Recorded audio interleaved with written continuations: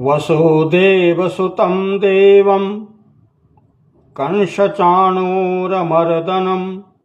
देवकी परमानन्दं कृष्णं वन्दे जगद्गुरुं कृष्णं वन्दे जगद्गुरुम्।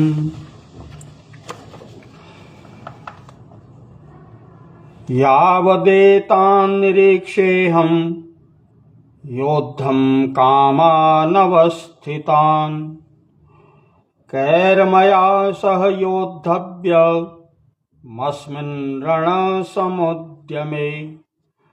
जब तक कि मैं युद्ध क्षेत्र में डटे हुए युद्ध के अभिलाषी इन विपक्षी योद्धाओं को भली प्रकार देख लूं कि इस युद्ध विरूप में व्यापार में मुझे किन किन से के साथ युद्ध करना योग्य है, तब तक उसे खड़ा रखिए।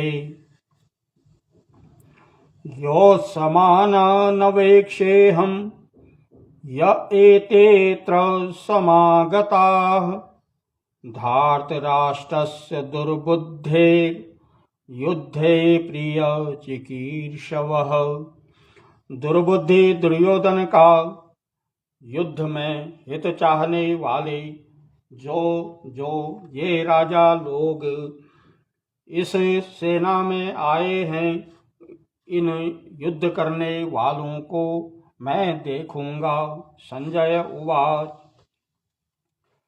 एवमुक्तो ऋषिकेशो गुडाकेशेन भारत सेनयोरुभयोर्मध्ये स्थापयित्वा रथोत्तमम्।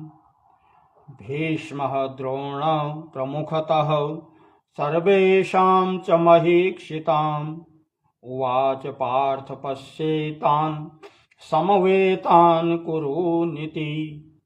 संजय बोले, हे धृतराष्ट्र, अर्जुन द्वारा इस प्रकार कहे हुए महाराज श्री कृष्ण ने दोनों सेनाओं के बीच में भीष्म और द्रोणाचार्य के सामने तथा संपूर्ण राजाओं के सामने उत्तम रथ को खड़ा करके इस प्रकार कहा कि हे पार्थ, युद्ध के लिए जुटे हुए इन कौरवों को देखो।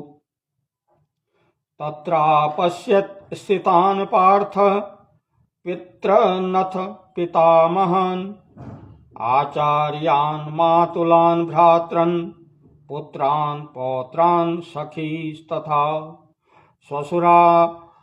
स्वसुरान् सुहृदसं चैव सेनयोरुभयोरपि। उसके पश्चात प्रथापुत्र अर्जुन ने उन दोनों ही सेनाओं में स्थित ताऊ, चाचू, दादा, परदादा, गुरुओं, मामाओं, भाइयों, पुत्रों, पौत्रों तथा मित्रों को, ससुरों को और सुहृदों को भी देखा। तान् समीक्ष्य स कौन्तेय सर्वान् बन्धूनवस्थितान् कृपया परयाविष्टो विषीदन निदमब्रवीत्। उन उपस्थित संपूर्ण बंधुओं को देखकर वे कुंती पुत्र अर्जुन अत्यंत करुणा से युक्त होकर शोक करते हुए यह वचन बोले। अर्जुन उवाच। द्रष्टवेमं स्वजनं कृष्ण युयुत्सं समुपस्थितं सीदन्ते मम गात्राणि मुखं च परिशुष्यति वेपथसो च शरीरे मे रोमहर्षच्च जायते।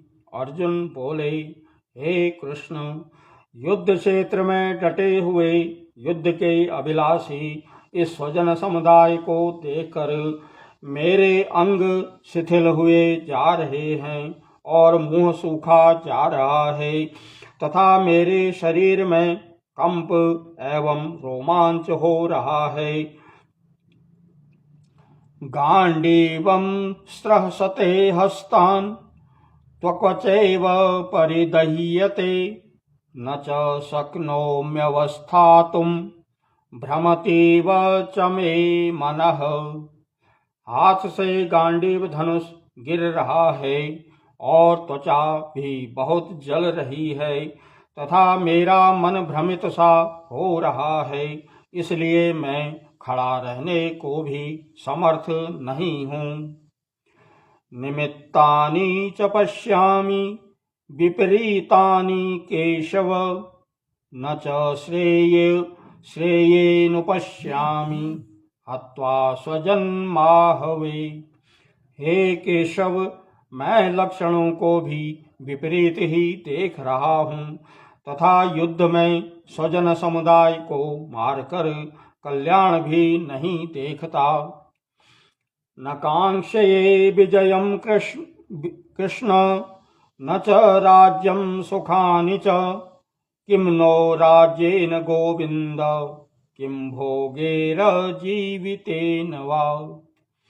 हे कृष्ण, मैं न तो विजय चाहता हूँ और न राज्य तथा सुखों को ही। हे गोविंद, हमें ऐसे राज्य से क्या प्रयोजन है अथवा ऐसे भोगों से और जीवन से भी क्या लाभ है।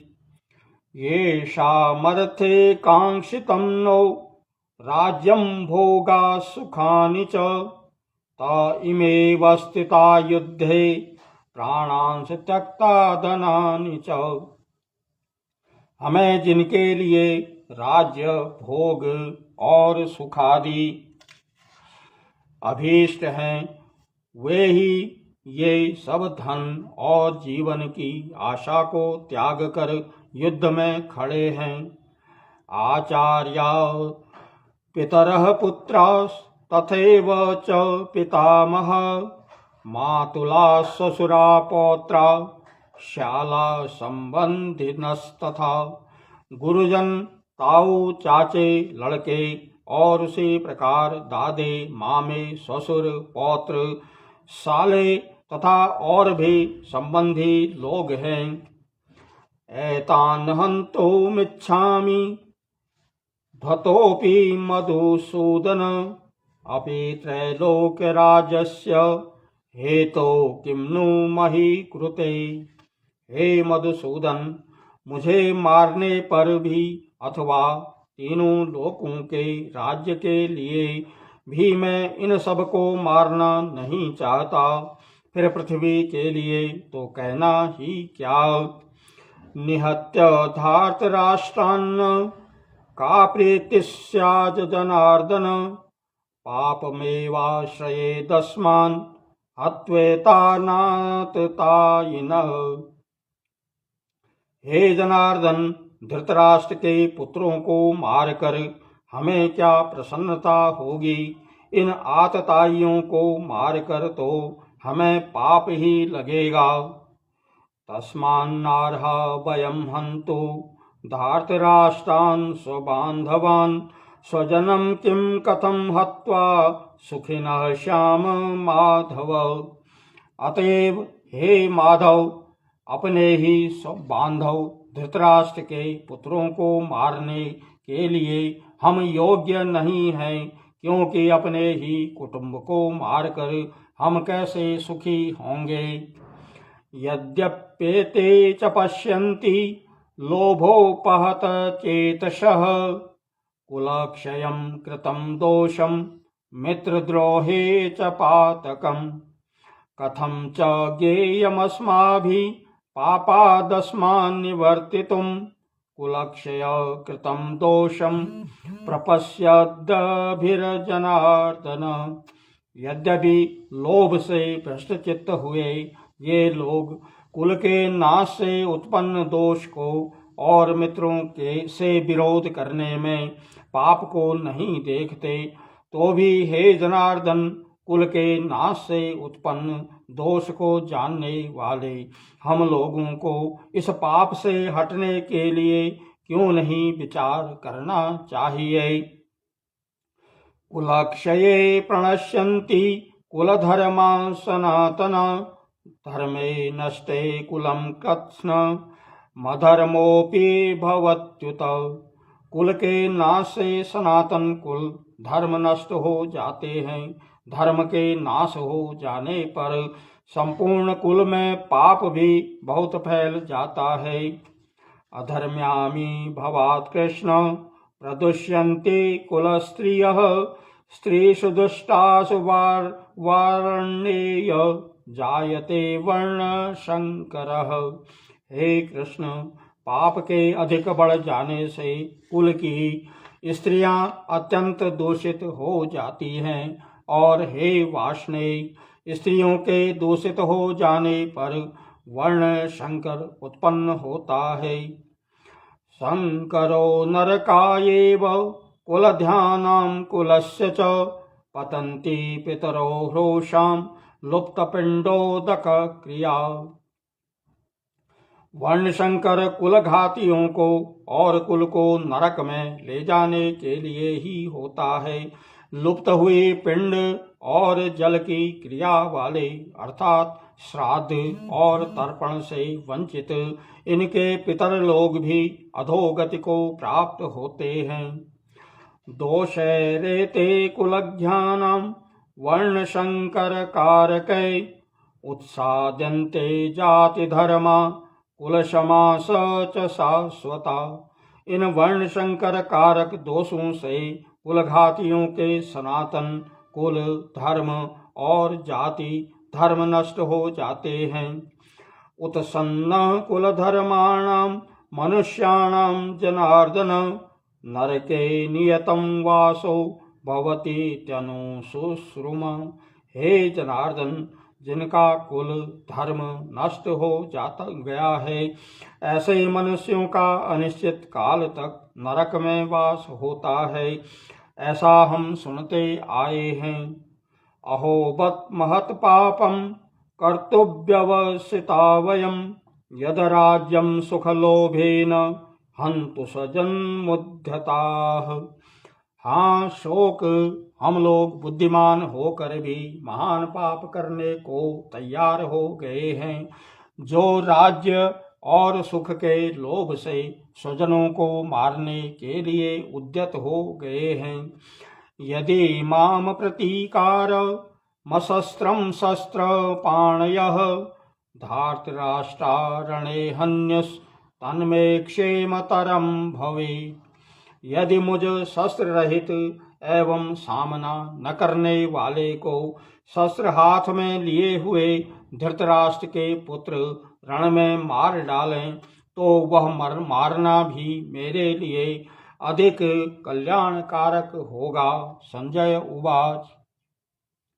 एवमुक्तार्जुनः संख्ये रथोपस्थ उपाविशत् विसृज्य ससरं चापम शोक संविघ्न मानसः।